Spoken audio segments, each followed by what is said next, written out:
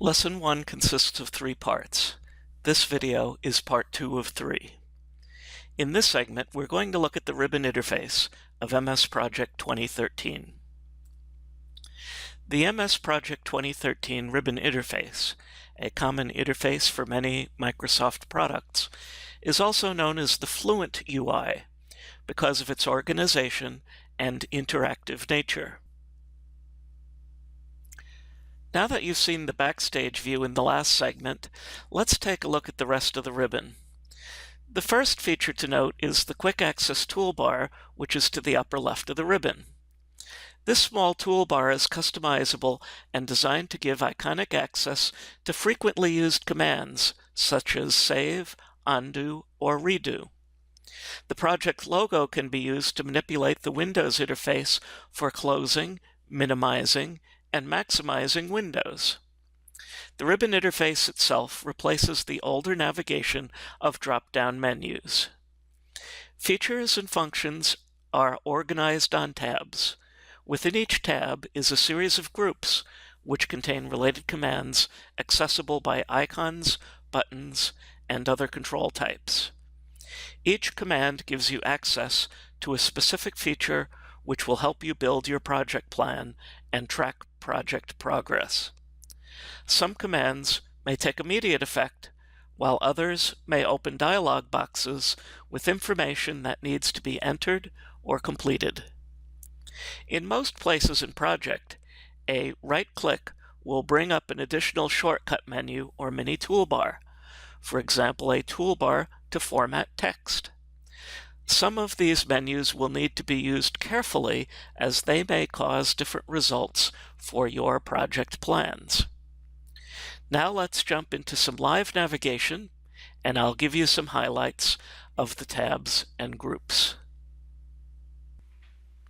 In this navigation demonstration, I'm going to simply walk through some of the tabs and the key groups on the tabs that you'll be working with as we move forward in the course. This will help you get some familiarity with the user interface so that you don't have to hunt around so much to find the functions that you need. So we're going to start with the Task tab, and this is where Project opens. And you'll notice on the very left we have a View group with just Gantt chart. This is really a shortcut to help us get back quickly to our Gantt chart. The next two groups, Clipboard and Font, operate very much like a Word or PowerPoint or Excel. They allow us to cut and paste text, to format the text, and so on. And we'll be using that to enter task names and some other names, such as names of resources. The Schedule group is where we actually set up some of the dependencies between tasks using the outdent and indent. We can create summary or subordinate tasks, and the upper controls here are going to allow us to track project progress later. On the tasks group, we're primarily going to look at manually schedule and auto schedule, and we're mostly going to auto schedule tasks, so we won't do too much with that group. Insert, here we can insert new tasks, summary tasks, or milestones, and again those are the most frequently used things that we'll do. And then properties, we can provide some information about our project and our tasks. So that covers the major items on the Task tab that we'll be using.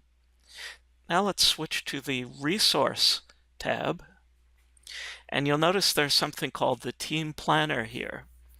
And again, this allows me to quickly get between functions, like to go back to the Gantt chart, but I can also access my resource sheet, resource usage, resource form, and so on. Some of the key things that we'll be working with in order to plan our resources.